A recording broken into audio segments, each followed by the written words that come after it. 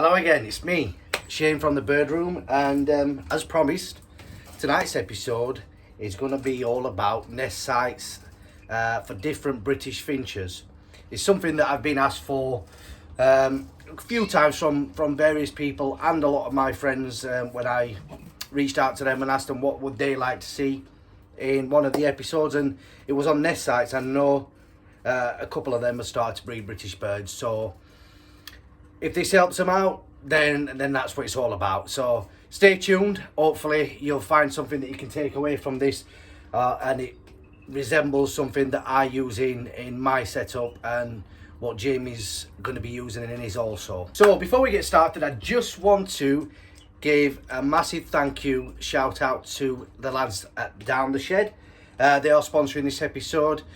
They do a great thing for the bird hobby themselves, not mentioning the amount of labels they gave to CBS clubs and specialist societies last year. So thanks very much for sponsoring this episode, and hopefully we can keep moving this hobby forward in the right way.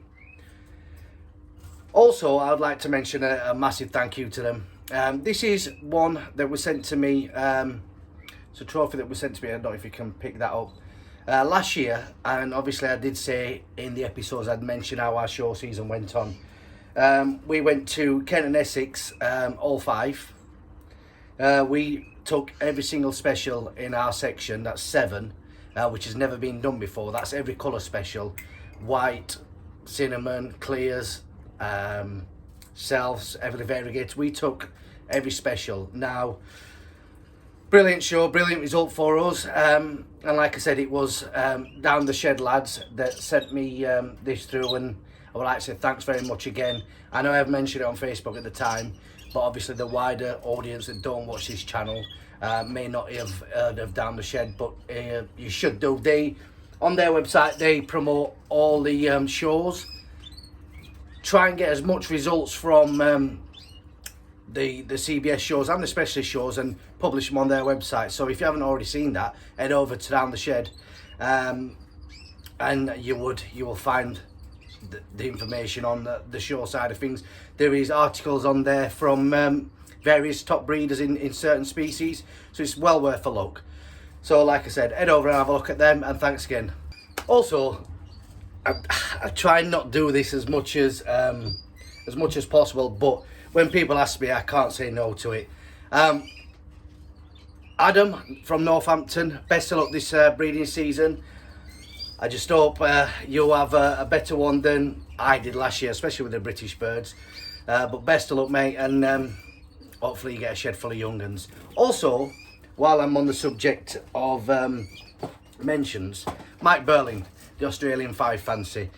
It's great to see that Mike has, over the last few months, put his own channel out there, and it's brilliant for the hobby, showing different aspects. Obviously he's over in Australia, so it shows his way of doing things over there. And it's one thing I messaged him a while ago and said to him, how does he cope with the weather and breeding and stuff, and that's one thing that over the time I think he will mention a lot of things that obviously they'd have to do differently to what we do, due to the different climate that they have over there to what we have. So same again, if you haven't checked that out, the Australian 5 fancy, he's on YouTube.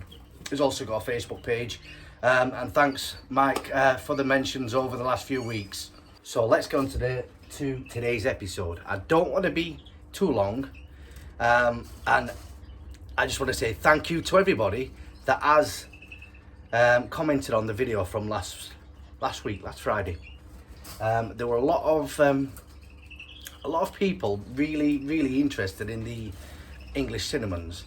Now I'm glad to report we have actually got some young ones out in case 6. 3 have hatched, so don't want to be over here too long. I've been fed really well, as you'll see here. Anyway, today's episode, let's get on with that. The faster I can get on with it, the faster I can get out of here and let the birds get on with what they're meant to be doing and feeding the young uns and God knows what else. Right, so today's episode, like I said in the title, it's all about nest sites, different birds, and there is so much variety out there on the market. But before I do that, just remember one thing: we've all got a budget, and some of the things I'm going to show you what I use because I've got it and I know I've used them and they do work for me. But some people are on a certain budget. When birds are in condition, they will nest in a bloody grit pot, they're less than a seed pot. But my way of doing it, and which I've done for a number of years, is try and give them variety. Variety in nest sites, height in the flights, nesting materials, different types of nests to use, which I'll go through and explain which ones I use for certain things. And the reason is because over the years I've had some finicky birds that don't want to nest in this nest pan, and then you just change it, and then just like that they'll go to nest straight away. So I'll tell you my experiences, and that's all I'm going on. You take away from it what you want to take away from it, and use it your way. That's all I can say.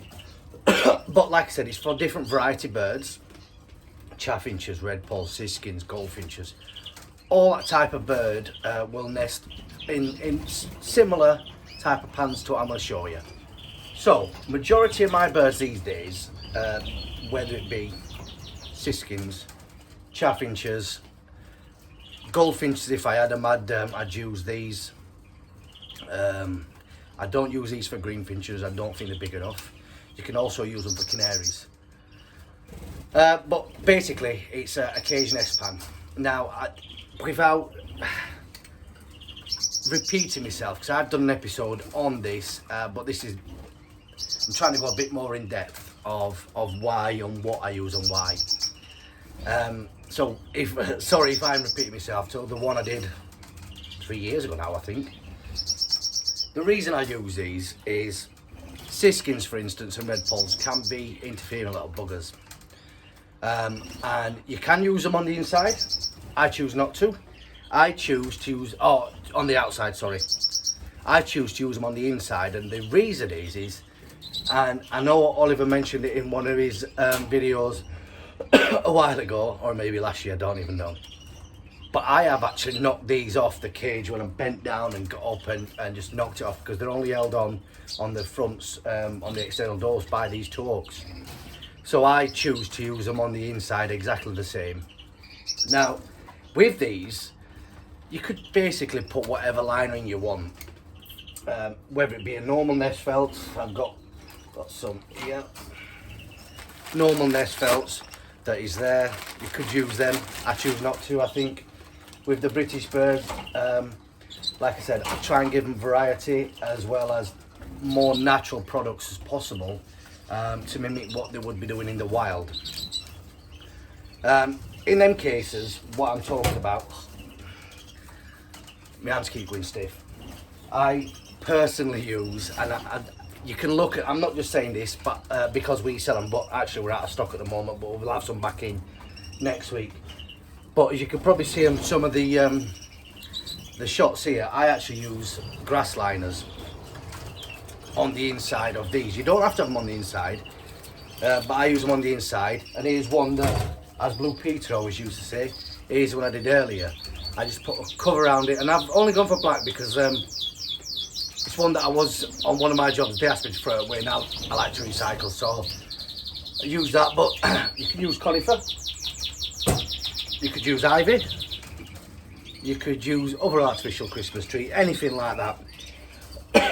And like I said, with a grass liner inside, it doesn't have to be a grass liner. These are some that I am going to use next round, because I feel I can reuse these a couple of times, because they are wicker and quickly sterilised, and pop them back in for another round. I'd see no issue with that. So they're what I would probably use more for siskins, chaffinches, goldies, like I said, if I had goldies. Redpolls, definitely. I think I would say that's anything that's around that size anyway. And the way I'd offer them is in different types, whether it be on the front of the cage. I have actually done them before by cable tying that and putting a screw with a washer in there and having it at the back of the cage in the corner. So that's an idea. Chaffinches prefer different nest sites. So such as them, like I said.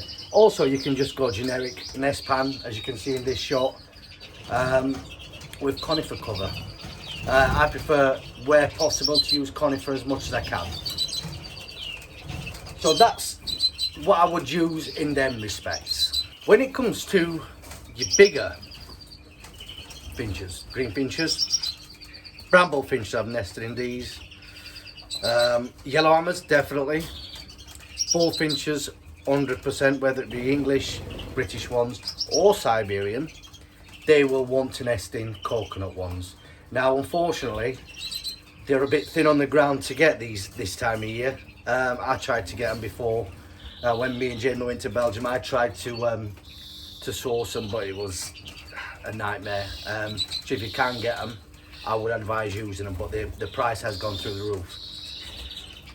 One thing that I would point out though, never rely on them hooks. Never rely on them on the cage at front. So if you are going to use these, make sure they're securely fastened no matter where you're having them, because that is not suffice for a nest full of the hardbills. A nest full of green finches, say, absolutely no chance. But they're really good if you can get them. And like I said, I would offer them, as you can see again in these pictures. You can either put them in a nest pan.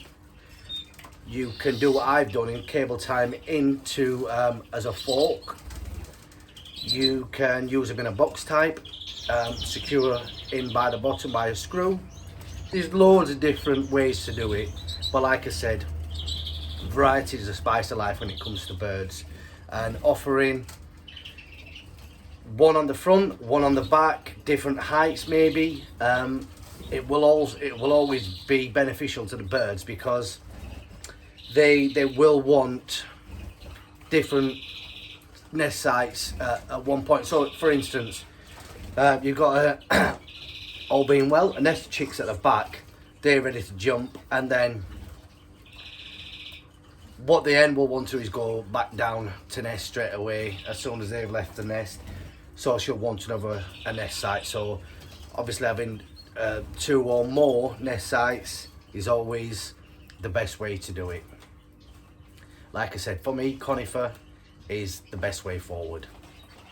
If you are wanting to have front and hanging nests, and they are metal type like this with hooks, then I would suggest something like, as mentioned, these that go inside them, or simply, as I mentioned before, a grass liner that fits exactly for that style.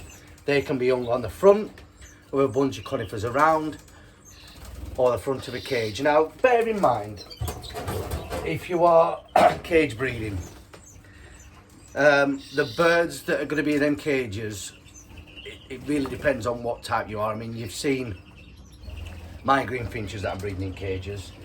They're in a 6 foot, probably a bit more than, just over 6 foot by 3 foot high flight cage. Linnets will nest in that size cage and adopting the same techniques, the same husbandry, but when it is for linnets or bramble finches, for instance, yellow hammers in cages, just offer a bit more nest or more cover for the nest sites than what I do with my green finches. Because I've bred obviously these green finches for a number of years, I know what amount that they will, or what the minimum amount is, should I say, for them type of birds. If you want to go old school, can't beat a good old nest pan. I've bred in them, I've bred chaffinches in these over the years. And seemingly, it's one thing that I've always found with chaffinches. Now, if you ever see them in a nest in a while, they're always nesting in the fork of a tree.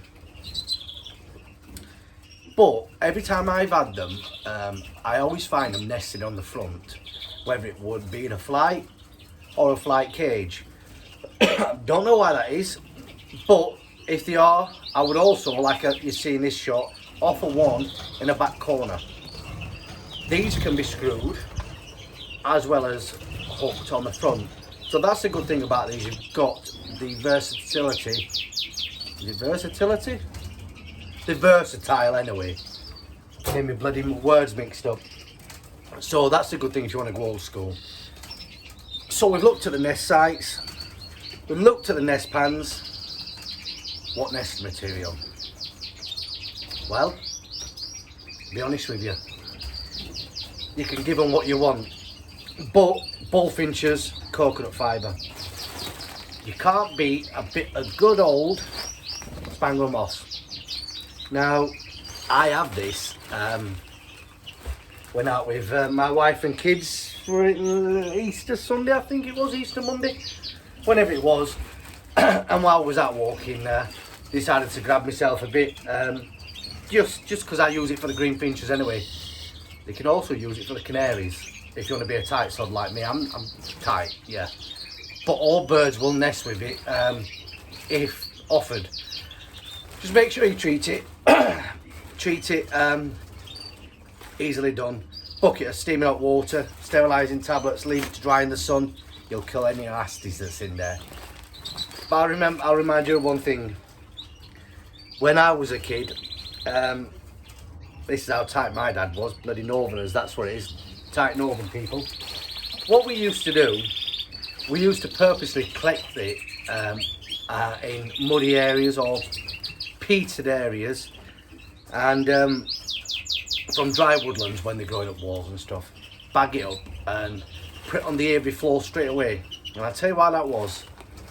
All the little insects that hide inside this was ideal for the chaffinch. I always remember my dad doing that, bringing it back straight on the aviary floor. The chaffinches were always down there, pecking away at all the little grubs and insects. So, are we missing out on something? Are we treating our birds too good, too sterile? God knows. But anyway, yes, moss. You could use kapok, which I use readily. I use kapok constantly. This is kapok, not wool. Cotton wool will get stuck on birds' feet. Kapok won't. This, let me show you something here. I just wanted to show you this because this is what I will not use.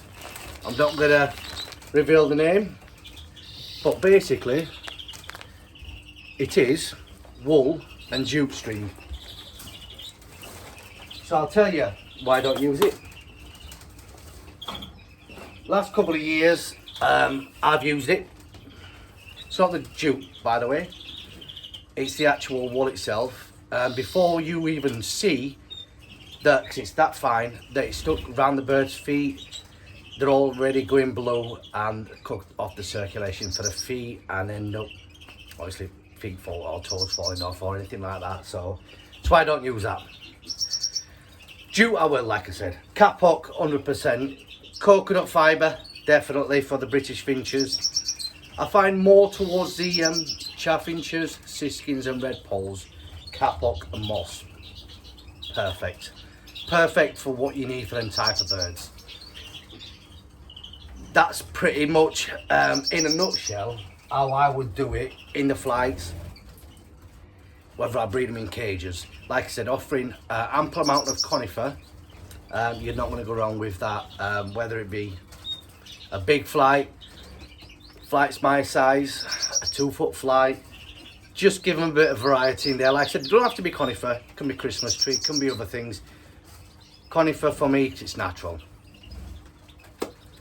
Anyway, that's it for today, me babbling on again. Hopefully I've picked something up with the various nest sites, and like I said, it doesn't have to be the ones that we use, or I use, or we supply. There's a vast range out there on the market, but find what's within your budget and give it a go. Best of luck. So, as I mentioned earlier, thanks for everybody for watching. Thanks for all the subscribers and people who stuck by us since we stopped putting the films on to now, and we are glad to be back, as well as people are glad to have us back. That's the main thing. So if you have liked this video, please leave a thumbs up. And if you haven't still subscribed, now it's not 83.3% no more, it's 72.4%, so it's coming down. So I'm surprised a couple of my friends messaged saying I ain't even subscribed. I've subscribed. So if you haven't, please subscribe. And any questions, leave me in the comments. And look forward to a video next week. And next week it's going to be on what's going off in the bird room from the first episode. Obviously we're missing it out now, to what's going to be happening obviously within the week of now to next week. Anyway, thanks for watching, and I will see you next week.